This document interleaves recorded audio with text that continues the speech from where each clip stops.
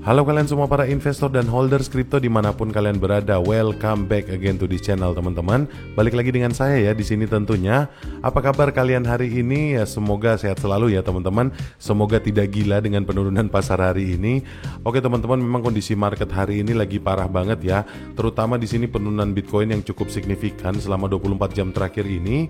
Dan tentunya ya teman-teman, dengan dominasi Bitcoin yang cukup tinggi, ini tentunya berpengaruh ke ekosistem cryptocurrency secara keseluruhan. Kalau kita ngeliat di sini ya, rata-rata memang semuanya lagi pada merah teman-teman. Selama 24 jam terakhir ini memang mengalami koreksi yang cukup signifikan. Seperti kita ngeliat di sini ya, contohnya untuk altcoin yang lain seperti Ethereum di sini, ini turunnya lebih dari 8% teman-teman. Jadi harga jualnya sekarang sudah 3.200-an. Ini termasuk koreksi yang cukup signifikan ya di Ethereum. Dan kemudian kalau kita ngeliat kinerja dari token-token yang lain juga sama, seperti Solana ini teman-teman, dalam satu hari terakhir aja turunnya sudah lebih dari 11% atau 11,6% teman-teman. Untuk meme coin sendiri kalau kita ngeliat di sini, walaupun ya trading volumenya itu meningkat 90% lebih teman-teman selama 24 jam terakhir ini, tetapi market cap-nya turun jauh teman-teman. Di sini turunnya 13%-an lebih, hampir 14% malah. Dan kemudian kalau kita ngelihat ya, walaupun dalam satu jam terakhir ini sudah mulai recover pelan-pelan, sudah mulai naik lagi, bangkit lagi, tapi di sini dalam satu hari terakhir memang penurunannya luar biasa. Seperti Dogecoin teman-teman, di sini 12% lebih penurunannya, dan kemudian untuk Shiba Inu 11%, dan untuk Dogweave lumayan jauh teman-teman, di sini penurunannya 24% lebih. Dan untuk PP Coin dalam juga teman-teman, di sini 20% lebih di satu hari terakhir ini. Begitu pula dengan Floki teman-teman, Floki juga 19,5%, hampir 20%-an juga. Dan Bong juga di 20% teman-teman koreksinya. Ya ini merupakan kondisi yang cukup parah teman-teman di satu hari terakhir ini. Tapi di video kali ini mungkin saya akan ngebahas ini ya teman-teman, ada beberapa narasi terkait Bitcoin dan juga Shiba Inu. Di sini mungkin hanya pandangan teman-teman, analisa bagaimana nasib Bitcoin selanjutnya dan bagaimana nasib Shiba Inu selanjutnya. Di sini ada narasi yang positif untuk Bitcoin teman-teman. Di sini ada penulis buku yang fenomenal ya, judulnya Rich Dad Poor Dad ini teman-teman, atau Kiyosaki ini mendukung target harga Bitcoin di 2,3 juta dolar yang ambisius dari Cathie Wood. Dan di sini teman-teman, ini untuk narasi yang menariknya di sini, Kiyosaki melihat Bitcoin mencapai 2,3 juta dolar. Dalam beberapa laporan, ide besar 2024 bulan Februari, ARK Invest Cathie Wood membuat proyeksi menarik untuk Bitcoin. Perusahaan tersebut memperkirakan bahwa harga Bitcoin dapat meroket hingga 2,3 juta dolar jika 19,4% aset dari institusional global atau senilai 250 triliun dolar ini dipindahkan ke Bitcoin. Dan pada saat itu juga ARK juga menekankan bahwa Bitcoin telah muncul sebagai kelas aset independen yang layak mendapatkan alokasi strategis dalam portofolio institusional, karena pergerakan cryptocurrency perdananya tidak terlalu berkorelasi dengan kelas aset lainnya. Nah ini teman-teman, ini yang menurut saya menarik ya. Di sini di sini ada proyeksi bahwa Bitcoin ini pasca halving ini akan mencapai jutaan dolar teman-teman. Tentunya ini dengan catatan ya, atau under condition kalau misalnya aset institusional global yang tadi itu, yang disebutin tadi itu ya teman-teman, atau senilai 250 triliun dolar ini dipindahkan ke Bitcoin teman-teman. Jadi kalau misalnya aset dari ARK Invest sebesar itu tadi 250 triliun dolar itu dipindahkan ke Bitcoin, ini diperkirakan Bitcoin akan mencapai di jutaan dolar teman-teman, atau lebih tepatnya diproyeksikan di 2,3 juta dolar. Tapi ini berbanding terbalik ya teman-teman dengan narasi yang selanjutnya. Di sini beritanya Bitcoin dan Ethereum hancur. Apakah bull run sudah selesai?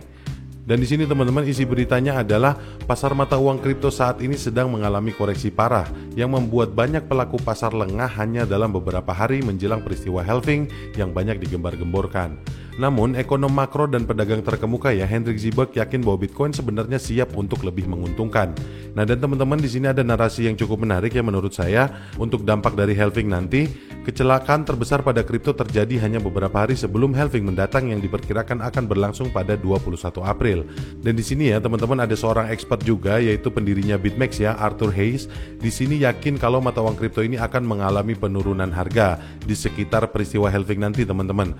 Tapi di sini Zibek masih optimis ya teman-teman, karena bull flag-nya masih teramati. Jadi mungkin di sini ada dua pendapat yang berbeda teman-teman, yaitu dari Zibek dan juga dari Hayes ya. Di sini kita tidak usah terlalu berekspektasi lebih teman-teman. Bisa jadi Bitcoin ini akan turun pasca halving ini. Tapi di sini Zibek juga berpendapat teman-teman, walaupun bull flag-nya itu masih teramati atau masih kelihatan, tapi tidak dalam waktu dekat. Jadi mungkin habis halving ini tetap ada penurunan, kemungkinan besar seperti itu. Dan juga kemudian di sini ada satu lagi ya berita teman-teman yang datangnya dari Adam Back. Di sini ada klaim dari Adam Back ya, kalau harga Bitcoin saat ini memang harga yang super murah. Dan di sini teman-teman, menurut CEO Blockstream Adam Back, Bitcoin sangat murah dengan harga saat ini. Back berpendapat bahwa pemahaman nilai masih tertinggal karena tidak merata. Rata-rata investor adalah pemula yang panik, perlu berjuang keras untuk menghadapi satu atau dua pasar yang sedang lesu sebelum mereka benar-benar mendapatkannya. Dan di sini ya, pernyataan dari Adam Back ini muncul setelah ada pernyataan keluar dari Jeff Ross, teman-teman. Dan Jeff Ross memperkirakan harga Bitcoin ini akan turun sebesar 40% pasca halving ini. Di sini kutipannya, teman-teman, saya pikir kita bisa melihat Bitcoin turun sekitar 40% dari level tertinggi baru-baru ini di sekitar 74 ribuan. Di sini Jeff Ross tidak melihat Bitcoin akan langsung naik di 100 ribu dolar hanya karena narasi ETF. Di sini Jeff Ross bilang, saya hanya berpikir hal itu tidak akan terjadi, jadi kurangi ekspektasi kalian. Menurut saya ini akan menjadi musim semi dan musim panas yang mengecewakan untuk harga Bitcoin. Dan kemudian teman-teman, di sini menariknya Jeff Ross berpendapat lagi, koreksi tersebut seperti prediksi Ross akan membuka jalan dimulainya pasar bullish lainnya. Pasar bullish akan dimulai benar-benar pada bulan-bulan terakhir tahun 2024. Ya seperti di video saya yang kemarin mungkin ya teman-teman, di sini kemungkinan besar ya antara range-nya 8 sampai 10 bulan pasca halving itu baru dia mengalami peningkatan atau baru mengalami ledakan harga di situ atau lonjakan harganya di situ. Dan untuk kesimpulannya di sini teman-teman, harga Bitcoin ini masih akan tetap naik ya. Akan tetap naik tapi tidak dalam waktu dekat. Jadi tidak langsung setelah halving ini naik langsung signifikan begitu, menurut saya pun tidak seperti itu ya. Kalau yang menurut analisa saya kemarin itu sekitar 8 sampai 10 bulan lah. 8 sampai 10 bulan pasca halving ini baru dia akan mengalami kenaikan yang benar-benar. Dan kemudian setelah 8 bulan berikutnya lagi baru dia akan mencapai di level ATH-nya. Jadi kemungkinan ya ATH baru untuk Bitcoin ini nanti akan tercetak di tahun 2025 teman-teman. Dan mungkin ya terburuknya kita akan melihat koreksi yang cukup parah dari Bitcoin setelah halving ini, dan kemudian setelah 8 bulan sampai 10 bulan baru nanti dia akan recover dan beranjak naik teman-teman. Tapi sekali lagi teman-teman, ini hanya sekedar prediksi, tidak mungkin ada yang bisa memprediksikan nilai cryptocurrency ini dengan tepat teman-teman. Karena di cryptocurrency ini sangat fluktuatif banget teman-teman. Dan kemudian ya narasi-narasi ataupun berita-berita yang keluar sangat berpengaruh untuk keadaan market dari cryptocurrency. Jadi mungkin saja ya teman-teman, ketika pasca halving ini tiba-tiba ada berita bagus, bisa jadi tiba-tiba langsung naik. Tapi bisa jadi juga ya teman-teman, setelah 8 sampai 10 bulan ke depan tiba-tiba ada bad news di situ, otomatis juga harga Bitcoin juga akan melemah. Ya jadi ini memang sekedar prediksi teman-teman, sekedar analisa ya. Di sini banyak perbedaan pendapat, tapi secara overall teman-teman, saya melihat di sini untuk proyeksi Bitcoin sendiri akan tetap bullish ke depannya teman-teman. Walaupun tidak langsung instan, walaupun tidak langsung cepat, walaupun prosesnya cukup panjang, tapi kemungkinan dia akan melonjak tinggi di akhir tahun 2024. Mungkin kira-kira seperti itu ya teman-teman dari Bitcoin. Dan anyway teman-teman, di sini saya pengen bahas sedikit tentang Shiba Inu. Di sini Shiba Inu mengeluarkan prediksi juga ya teman-teman. Shiba Inu mengincar potensi lonjakan harga sebagai indikator teknis utama yang menandakan konvergensi mendatang. Dan kemudian teman-teman, di sini inti beritanya ya, di sini saya mau bahas sedikit aja. Di sini sekitar tanggal 17 April nanti Shiba Inu berpotensi melihat kenaikan harga terkait dengan indikator teknis utama karena grafik menunjukkan hampir konvergensi antara EMA 50 hari dan harga Shiba saat ini. Konvergensi ini akan diperkirakan membentuk level support dinamis yang dapat mempengaruhi perilaku investor dan mendukung pergerakan harga ke atas. Ya jadi ini mungkin prediksi secara teknis ya teman-teman, atau technical prediction. Jadi di sini ada proyeksi sekitar tanggal 17 April nanti Shiba Inu berpotensi melihat kenaikan harganya.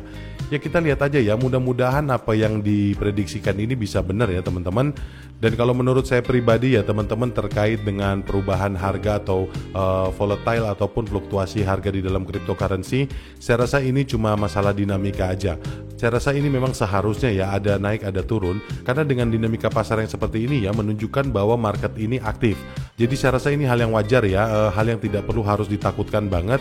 Apalagi untuk Bitcoin ya teman-teman, saya rasa Bitcoin masih punya potensi untuk melonjak tinggi harganya dibandingkan saat ini. Dan saya tetap optimis teman-teman untuk Bitcoin nanti bisa mencetak new ATH-nya di tahun 2025. Jadi akan ada ATH baru ya teman-teman, dan kemungkinan ya ATH-nya akan jauh melampaui ATH yang sekarang atau yang di harga 73.000 74 ribuan. Oke teman-teman, mungkin kira-kira segitu aja yang bisa saya sampaikan di video kali ini. Mudah-mudahan ini semua bisa menjadi manfaat ya untuk kita semua.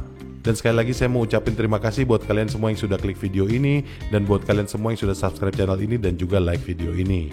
Oke teman-teman, akhir kata sampai ketemu lagi ya di video-video yang selanjutnya. Bye.